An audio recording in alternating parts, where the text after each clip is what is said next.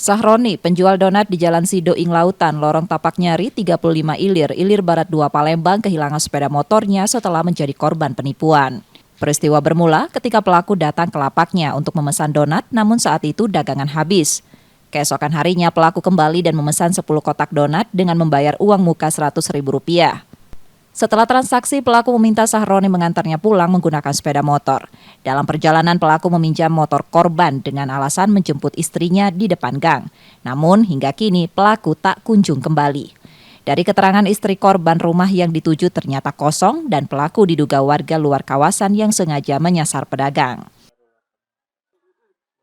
Sampai di situ, bapak tuh nelpon bininya, katanya donatnya sudah datang.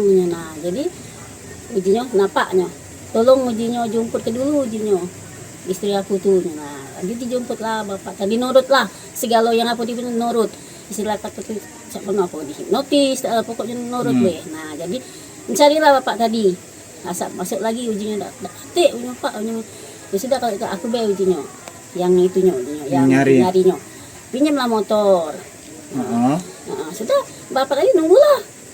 Taunya tak balik-balik lagi. Tak balik-balik lagi. Pakai masker dia, kayaknya ditutupnya kan, pakai di dalamnya tuh pakai kaos polisi warna coklat, pakai jaket.